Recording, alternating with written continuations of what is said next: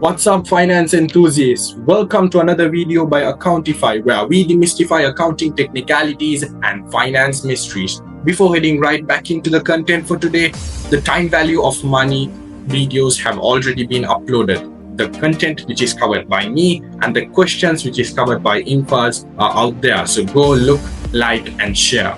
Looking into today's topic, inflation from investment appraisal.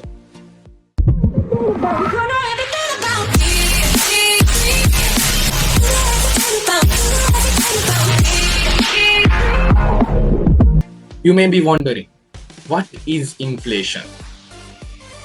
Inflation is a general increase in prices, money going up, leading to a general decline, money going down in the real value of money. So due to this money going down, our purchasing power also goes down.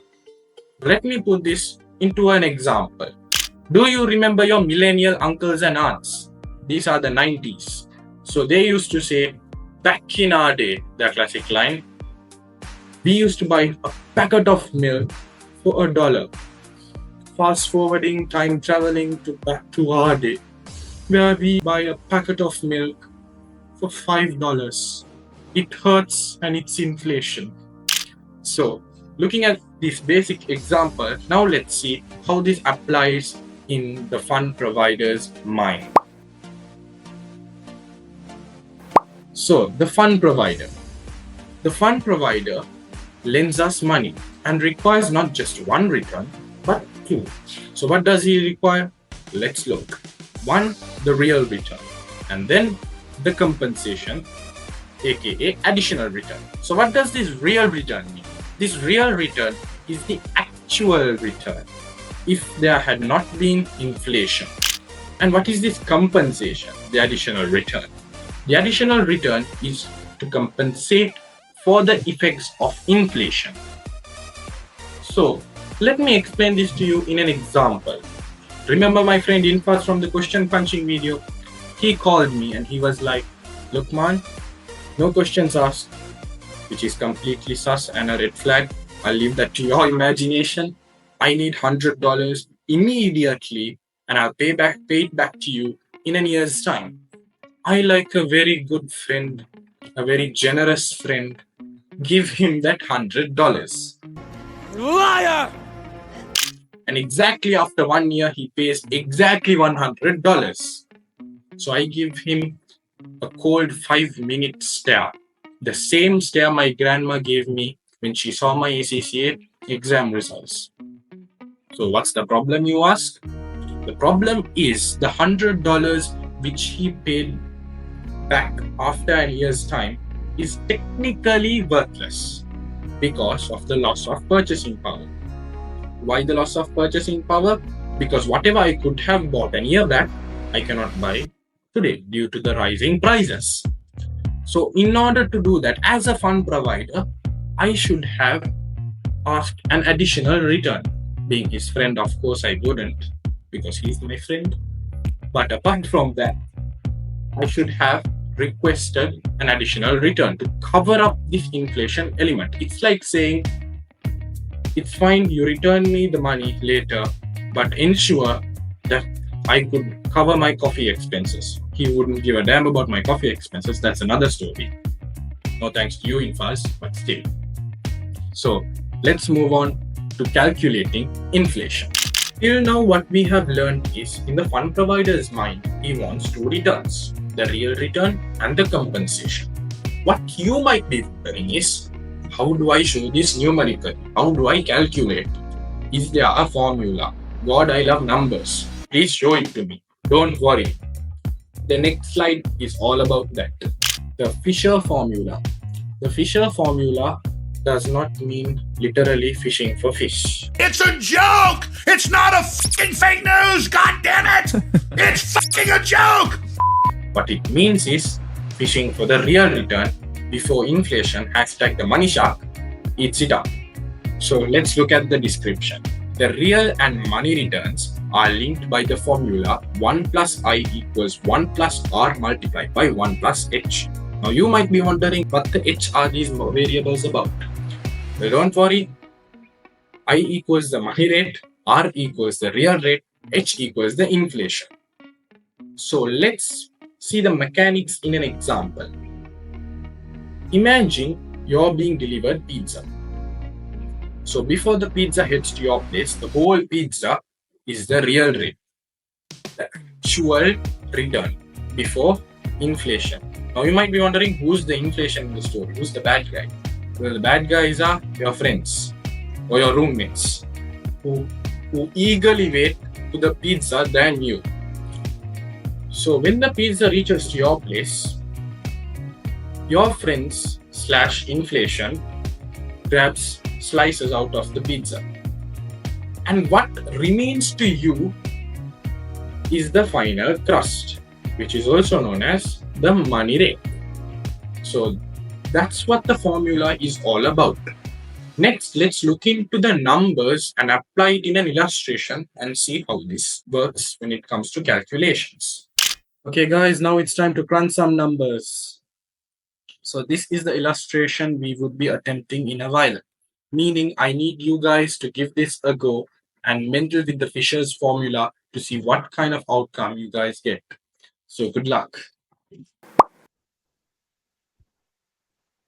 Okay, now let's read the scenario.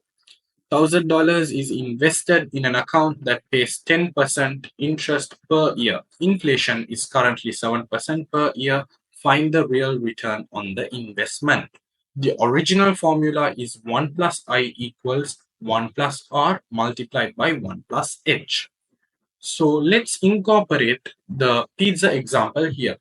As you can understand, the real return is the whole pizza, and the inflation, which is 7%, are the friends who want to eat the pizza, and 10% is the leftover after inflation.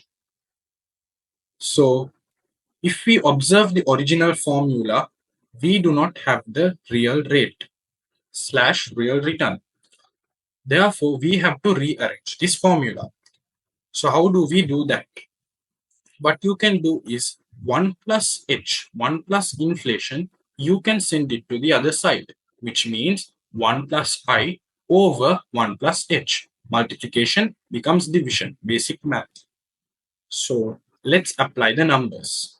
This is the rearranged formula. 1 plus real rate equals 1 plus money rate over 1 plus inflation. Let's input the numbers. 1 plus 10%, 1 plus 7%. So the real rate would be 1 over 1.07. So 1 plus R is 1.028. We have to make this only R. Therefore, we take 1.08 and deduct 1. Therefore, we isolate R. So we have 2.8% representing the real rate or real return. So let's put this into number terms by multiplying it by the $1,000 invested. Therefore, 2.8% into 1,000 gives you $28. This is the real return on the investment. Now guys, it's time to discuss the two types of inflation rates, the specific rate and the general rate. So to give you an idea, the specific rate is like me. When it comes to content for the videos, I have to touch every nook and corner, every specifics. But the general is like Infaz, who looks into the overall picture of the content and discusses the question. So in simple terms, that's what specific and general mean. But in the context of inflation, specific rate means it impacts all the individual cash flow items. Each cash flow is affected by a specific inflation rate. Similarly, general impacts the investor's overall required rate of return by one rate, not multiple for each cash flows. So that's the understanding you guys should have for specific and general. I hope you guys understood. Moving on. Okay guys, now it's time to look into the methods of dealing with inflation. There are two methods, the real method and the money method. So what the real method says is we do not inflate the cash flows. We leave it in real terms. The reason for it is we assume there is no inflation. Therefore, after we have left it in real flows, we have to discount those real flows using the real rate. Moving on to the money method. The money method is the inverse of the real method, where we inflate each cash flows by the inflation rate and convert it into money flows and discount them using the money rate. Now you might be having a question, which is fair. When to use what method? That's what the next slide is for. When to use what method is like making a choice when it comes to selecting outfits. For work, it's formal. For attending school, it's casual. For online students, it's always pajamas. Been there, guys. So let's look at this flowchart. This flowchart acts as a guide when it comes to choosing which method to use, money method or the real method. Another piece of information is money method is also known as nominal method. So that's another term for it. So let's look into this flowchart. The first question we should ask ourselves is there one rate of inflation and no tax in the question? If the answer is yes, then we have to ask the second question, which is the cash flows in real terms or is it in money terms? If it is in real terms, we use the real method. Most of the time, this would be annuities and perpetuities. But if this is in money terms, we use the money method. But what if this question was answered as a no? Then we use by default the money or nominal method. If there is no one rate of inflation and if there is multiple rate of inflation, then what means is specific rate comes into play, as we saw previously. Therefore, we inflate the cash flows to money terms using the money method. Okay.